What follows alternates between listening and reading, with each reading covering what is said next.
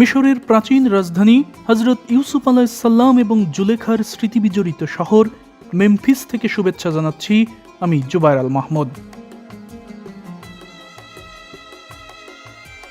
দর্শক মণ্ডলী, আজ আমি আপনাদের দেখাতে যাচ্ছি এমন এক জায়গা যেখানে আল্লাহ তাআলার বার্তাবাহক ওহীর ফেরেশতা হযরত জিবরাইল আলাইহিস সালাম বেশ কয়েকবার এসেছেন হযরত ইউসুফ আলাইহিস সালামের কাছে। হ্যাঁ দর্শক, আজ আমি আপনাদের দেখাবো সেই জায়গা যেখানে হযরত ইউসুফ আলাইহিস সালাম বড় হয়েছেন, যে প্রাসাদে বাস করতেন ওই সময়ের মিশরের বাদশাহ আমেনহোতেপের প্রধান সেনাপতি পুতিফার এবং তার স্ত্রী জুলেখা। কায়রো থেকে জুলেখার প্রাসাদের অবস্থান প্রায় ৩১ কিলোমিটার দূরে। আমরা শুরুতে উবারের মাধ্যমে একটি গাড়ি কল করে কায়রো থেকে মেমফিস আসি। মেমফিস পৌঁছানোর পর এই টোটো ভাড়া করে যাচ্ছি জুলেখার প্রাসাদ অভিমুখে।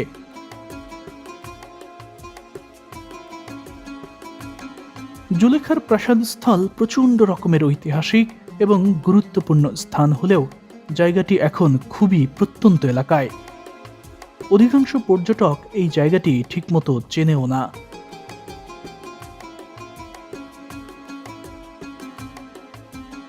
সামনে যেতে যেতে আমরা একসময় প্রধান সড়ক থেকে নেমে কিছুটা চিকন পাড়াগাঁয়ের আদলে তৈরি এই রাস্তা ধরে এগোতে থাকলাম।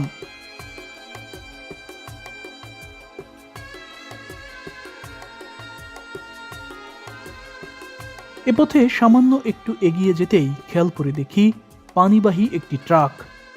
এই ট্রাক মানুষকে খাবার পানি সরবরাহ করতে এসেছে। আসলে এখানে মাটির নিচ থেকে পানি তোলা খুবই ব্যয়বহুল এবং কিছু জায়গায় তো প্রায় অসম্ভব, যে কারণে বিশুদ্ধ পানি ট্রাকে করে পাড়া মহল্লায় এভাবেই প্রতিদিন সরবরাহ করা হয়।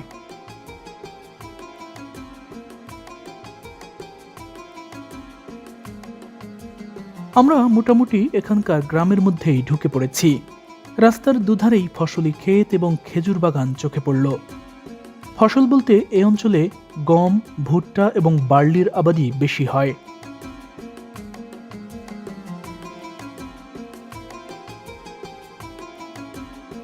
মিশরের গ্রামীণ এলাকার লোকজন এখনও গাধার পিঠেই মালামাল বহন করে, তবে গাধার চেয়েও খচ্চরের বেশ আধিক্য রয়েছে এখানে। অধিকাংশ সময় খচ্চরের পিঠে উঠে এখানকার লোকজন মাঠ ঘাটে যায়, যে কারণে এ পথে আপনি যখন যাবেন তখন অবশ্যই গাধা কিংবা খচ্চরের দলের দেখা পাবেন।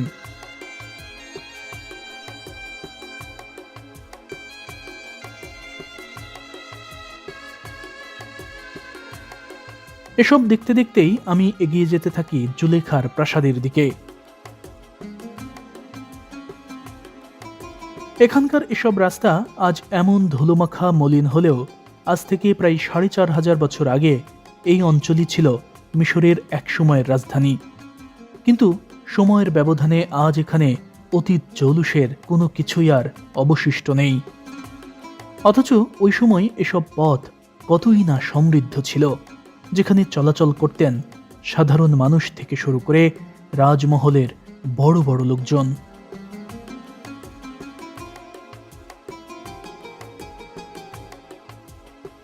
আমরা ইতিমধ্যেই অপেক্ষাকৃত আরও সরু পথে প্রবেশ করেছি। প্রত্যন্ত গ্রাম বলতে আমরা যা বুঝি এই এলাকা অনেকটা সেরকমই মনে হচ্ছে। রাস্তাঘাটের অবস্থাও খুবই নাজুক। এই অঞ্চলে খুব একটা বৃষ্টিপাত হয় না। শীতকালে ছিটেফোঁটা বৃষ্টি হলেও সারা বছরই থাকে শুকনা, যে কারণে এই রাস্তা বেশ ধুলোমাখা। দর্শক, আমরা ইতিমধ্যেই জুলেখার প্রাসাদের কাছাকাছি চলে এসেছি। এই যে খেজুর বাগানটি দেখতে পাচ্ছেন, এর ওপাশ থেকেই তার প্রাসাদের সীমানা শুরু। এই খেজুর বাগানে এসে আমি আরবের একটা অনুভূতি পেয়েছি, কেননা জীবনে এই প্রথম কোনো মরু অঞ্চলে এত কাছ থেকে খেজুর বাগান দেখছি। কিন্তু আমরা এ পথে এসে ভুল করেছি। এটা এখানকার মানুষের বাড়িতে যাতায়াতের পথ, যে কারণে আমরা আমাদের টোটো ঘুরিয়ে আলাদা এই পথে রওনা হলাম। কিন্তু এই রাস্তাটির অবস্থাও খুব বেশি ভালো নয়। গ্রামাঞ্চলের কাঁচা রাস্তাগুলো যেমন হয়, আমার কাছে এই পথ ঠিক তেমনই মনে হচ্ছে। আশপাশের বাড়িগুলো একেবারে বাংলার গ্রামীণ চেনা দৃশ্যের মতোই মনে হচ্ছিল।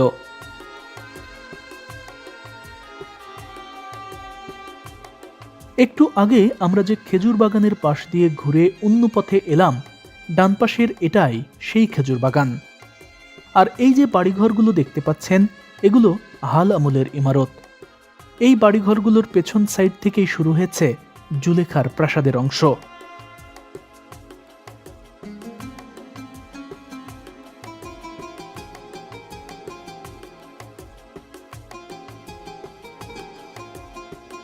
দর্শক, আমরা কিন্তু ইতিমধ্যেই জুলেখার প্রাসাদের সীমানায় প্রবেশ করেছি।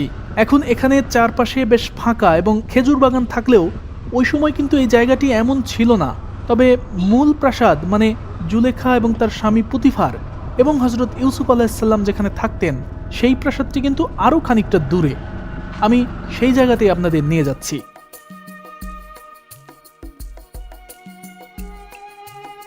দর্শক মণ্ডলী, জুলেখার স্বামীর নাম আল কোরআনে উল্লেখ নেই, তবে পুতিফার নামটি হিব্রু ভাষায় বাইবেলে উল্লেখ রয়েছে। আর ইসলামী তাফসিরবিদরা হিব্রু পুতিফার নামটিকে আরবিতে রূপান্তর করে জুলেখার স্বামীর নাম দিয়েছেন কিতফির।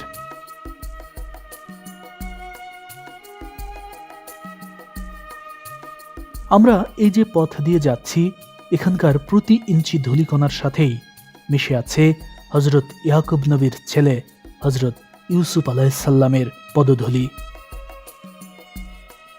হ্যাঁ দর্শক, ছোটবেলায় হযরত ইউসুফ আলাইহিসসালামকে মিশরের দাস বাজার থেকে কিনে এখানেই এনেছিলেন ওই সময়ের শাসক আমেনহোতেপের সেনাপ্রধান পুতিফার।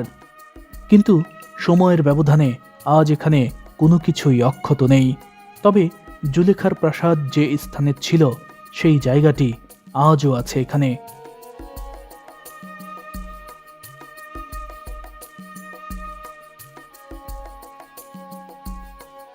আমরা প্রাসাদের শেষ সীমানা থেকে এত দূর পর্যন্ত চলে এলেও এখনো মূল প্রাসাদ পর্যন্ত কিন্তু পৌঁছাতেই পারিনি। নিশ্চয়ই এবার অনুমান করতে পারছেন যে ওই সময় জুলেখা এবং তার স্বামী পুতিফারের প্রাসাদ কি বিশাল এরিয়ার উপর ছিল।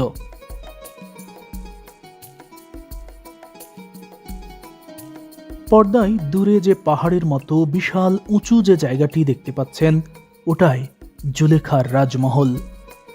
ওখানে আমি আপনাদের একটু পরই নিয়ে যাচ্ছি। তবে তার আগে আশপাশটাও একটু দেখাতে চাই, তুলে ধরতে চাই এর পেছনের এমন কিছু সত্য যার বর্ণনা স্বয়ং আল্লাহ তাআলা আল কোরআনে উল্লেখ করেছেন। মূলত হযরত ইউসুফ আলাইহিসসালাম ছোটবেলায় স্বপ্নে দেখেন 11টি তারা, সূর্য আর চন্দ্র সবাই তাকে সেজদা করছে। স্বপ্নটির হাকিকত জানতে তিনি তখন তার পিতা হযরত ইয়াকুব আলাইহিসসালামকে জানান। হযরত ইয়াকুব আলাইহিসসালাম বুঝতে পারেন এটা কোনো সাধারণ স্বপ্ন নয়। তিনি দেখেন এই স্বপ্নের মধ্যে আল্লাহর রহমতের পূর্ণতা লেখা রয়েছে বেলায়েতের নিশানা। মূলত এরপর থেকেই হযরত ইয়াকুব আলাইহিসসালাম হযরত ইউসুফ আলাইহিসসালামের প্রতি বেশি মনোযোগী হয়ে পড়েন, আর এটাই সহ্য করতে পারত না তার 10 ভাই। সূরা ইউসুফে আল্লাহ তাআলা উল্লেখ করেছেন, ওই 10 ভাই এতটাই হিংসা করত যে তারা একসময় ষড়যন্ত্রে লিপ্ত হয় এবং শিশু ইউসুফকে মেরে রক্তাক্ত করে মরুভূমির এক কূপে নিক্ষেপ করে। শিশু ইউসুফ তখন অন্ধকার সেই কূপের মধ্যে থেকেই ভাইদের ডাকতে থাকে, তাকে একা এভাবে ফেলে না যেতে চিৎকার করে বলতে থাকে। অবস্থা এমন হয় যে ছোট্ট ইউসুফ অন্ধকার গহীন কূপে ভীষণ ভয় পেয়ে যান। তবে তাকে সাহস জোগাতে আল্লাহ তাআলা হযরত জিবরাইল আলাইহিসসালামকে সেখানে পাঠান এবং আল্লাহর ইচ্ছা হযরত ইউসুফ আলাইহিসসালামকে অবগত করেন জিবরাইল ফেরেশতা। এরপর সেই কূপের পাশ দিয়ে যাওয়া মিশরগামী একটি কাফেলা হযরত ইউসুফ আলাইহিসসালামকে কূপ থেকে তুলে আনে। শিশু ইউসুফের অপূর্ব চেহারা দেখে কাফেলার দলপতি ভীষণ খুশি হন এবং তাকে মিশরের দাস বাজারে বিক্রি করার সিদ্ধান্ত নেন। এভাবেই ফিলিস্তিনির কেনান থেকে হজরত ইউসুফ আলাইসাল্লাম শুরুতে পৌঁছান মিশরের দাস বাজারে এবং জুলেখার স্বামী সেখান থেকে তাকে কিনে আনেন।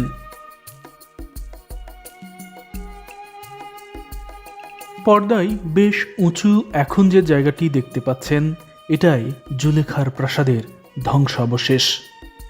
দাসবাজার থেকে সরাসরি এখানেই স্থান হয় হজরত ইউসুফ আলাইসাল্লামের। সূরা ইউসুফের 21 নম্বর আয়াতে আল্লাহ তাআলা উল্লেখ করেছেন, মিশরের যে ব্যক্তি তাকে ক্রয় করে সে তার স্ত্রীকে এসে বলে, ইউসুফকে সম্মান দাও, হয়তো সে আমাদের উপকারে আসবে, অথবা আমরা তাকে পুত্ররূপে গ্রহণ করব। হজরত ইউসুফ আলাইসাল্লামকে দাস হিসেবে কিনে আনা হলেও তিনি এখানকার এই প্রাসাদের আভিজাত্যের মাঝেই বড় হতে থাকেন। চারপাশটা যত দেখছি ততই অবাক হচ্ছি। এখানে আসলে আগের মতো কোনো কিছুই নেই। এই যে সামনে একটি বিশাল আকারের প্রাসাদের ধ্বংসাবশেষ আছে। এই যে দেখুন উপরে অনেক কিছু দেখা যাচ্ছে, প্রাসাদের অবয়ব এখনও আছে। আর এই আশপাশটা পুরোটাই একেবারে সব কিছুই ধ্বংস হয়ে গেছে।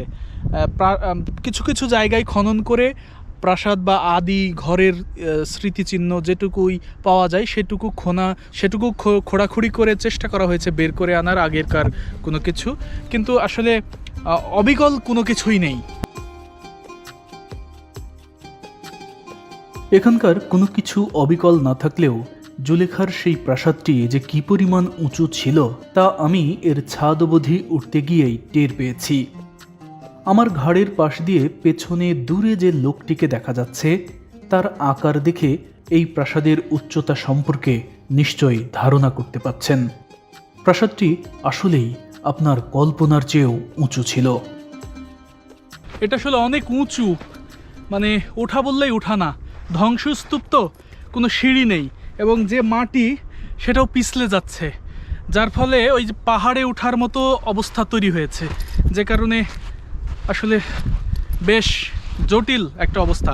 এই যে দেখুন আমার জুতা একেবারে মাটির ধুলায় কি অবস্থা হয়েছে দেখুন। তো যখন এখানে পা দিচ্ছি তখন এই ঝুরঝুরে মাটি এভাবে আসলে সরে যাচ্ছে, দেখুন মাটি সরে যাচ্ছে, তো যে কারণে পা পিছলে যাচ্ছে, অর্থাৎ মরুভূমিতে চলার মতো একটা অবস্থা তৈরি হয়েছে।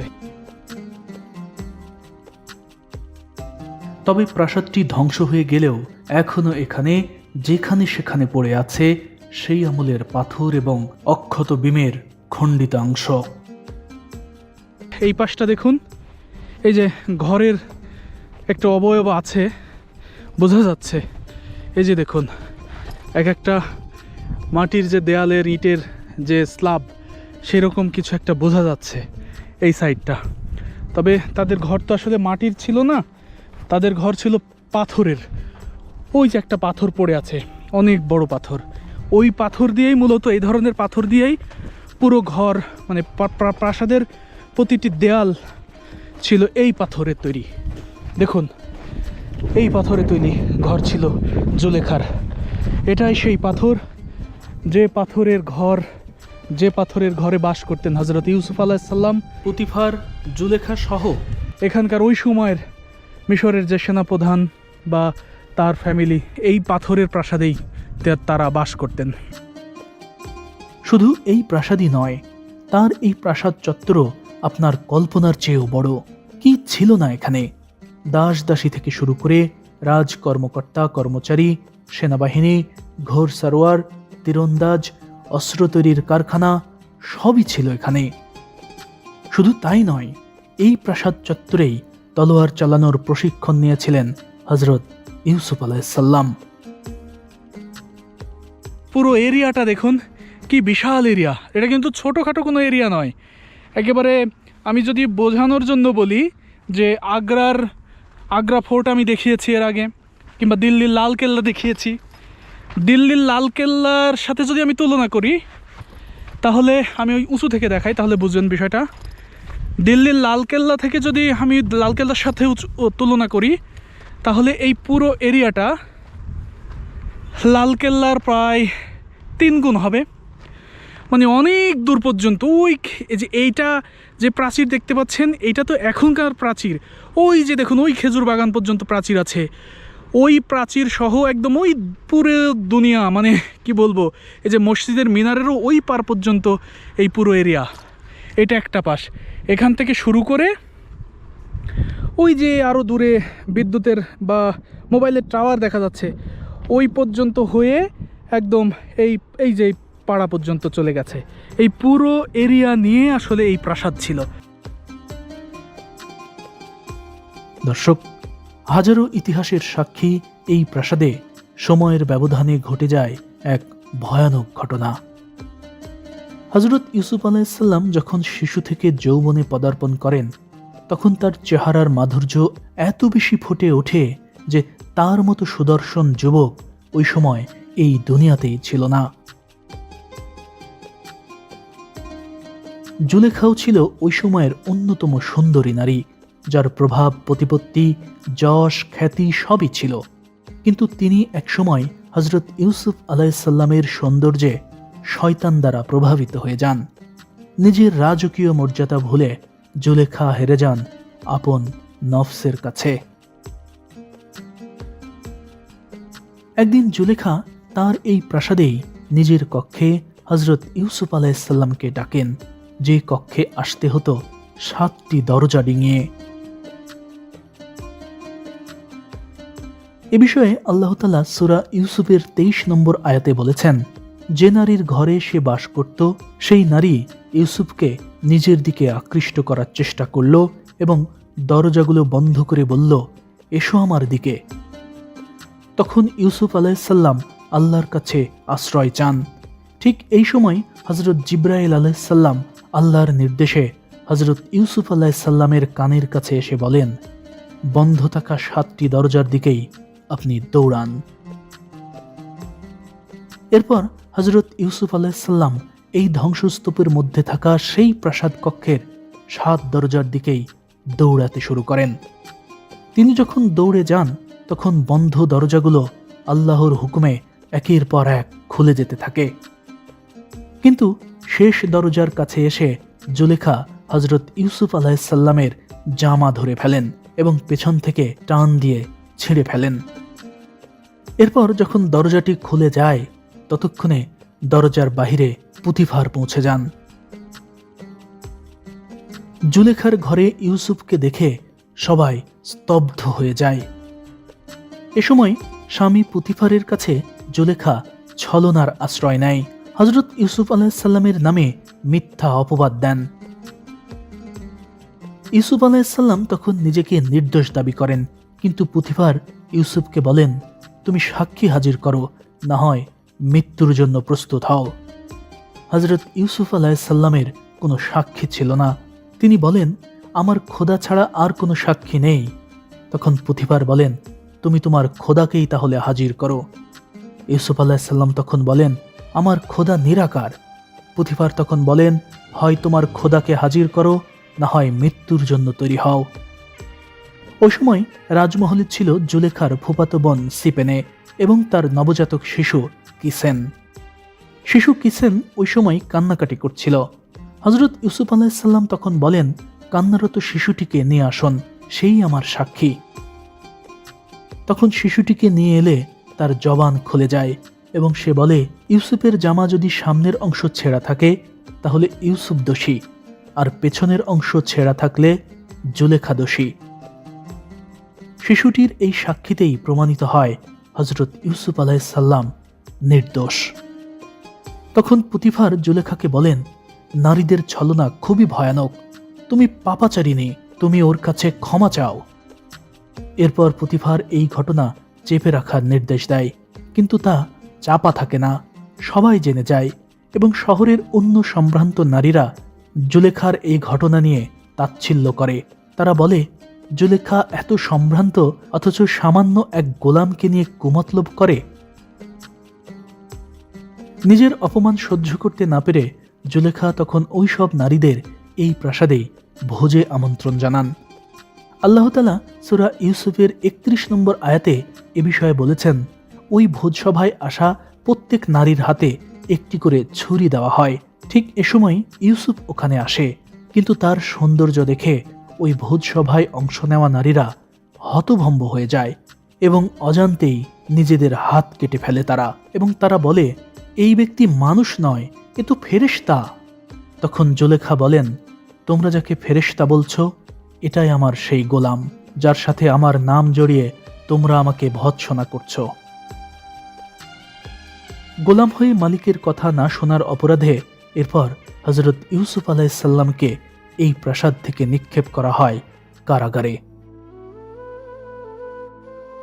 দর্শক, এই ধ্বংসস্তূপ কতই না স্মৃতি বিজড়িত, কতই না অতীত ইতিহাসের সাক্ষ্য বহন করছে। আমি এখন প্রাসাদটির ছাদে অবস্থান করছি। এখানে আমরা আরও কিছু পাথরের সন্ধান পেয়েছি। পাথরগুলোর ডিজাইনটা একবার দেখুন, কি সুন্দর দেখেছেন এই ডিজাইনটা, এবং এখানে আবার এরকমভাবে দারুণভাবে সাজানো। আমরা ইউসুফ জুলেখা সিরিজে টেলিভিশনের পর্দায় যে রাজকীয় প্রাসাদ আমরা দেখেছি, সেই রাজকীয় প্রাসাদটি মূলত এইটাই, এখানেই ছিল সেই রাজকীয় প্রাসাদ। এবং এই সাইডটা আমরা আরেকটু দেখতে চাই যে ঘরের যে বিষয়টা এখানে আছে কি না, সেই বিষয়টা আমরা একটু দেখতে চাই যে আগেকার ওই সময়ের, আসলে এটা তো কয়েক হাজার বছরের পুরনো, যে কারণে এই অবস্থা। এই যে দেখুন, এখানে একেবারে দেখুন হুবহু এখানে যে একটা প্রাসাদ ছিল তার একদম অবয়ব, হুবহু অবয়ব এখানে আছে। দেখুন, এটাই কিন্তু সেই প্রাসাদের ধ্বংসস্তূপ। এই যে দেখুন, এইটা যে ঘর ছিল এটাই তার বড় প্রমাণ। দেখুন, দেখেছেন? এই যে দেখুন, পুরোটাই এখন আসলে বালি মাটি এগুলোতে পরিপূর্ণ নিচে, কিন্তু এই যে দেখুন, এটা যে ছাদের একটা অংশ, এটা বোঝা যাচ্ছে স্পষ্ট। এইটার উপরে মানে এইটার নিচে পিলার ছিল, যে পিলারগুলো দেখা যাচ্ছে না, কিন্তু এইটা যে ছাদের অংশ, এবং ছাদের অংশটি আপনারা দেখুন কত মোটা, দেখেছেন? প্রায় এক হাতের সমান, এক হাতের চেয়ে একটু কম। এই যে এইটা পুরোটাই পাথর, এবং এই ধরনের পাথর দিয়েই পুরো প্রাসাদ একেবারে নির্মাণ করা হয়েছিল।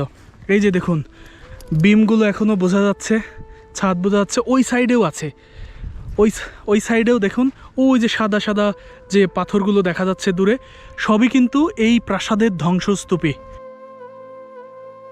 হ্যাঁ দর্শক, কালের ব্যবধানে আজ এখানে কোনো কিছুই আর অবিকল নেই, সবই ধ্বংস হয়ে গেছে।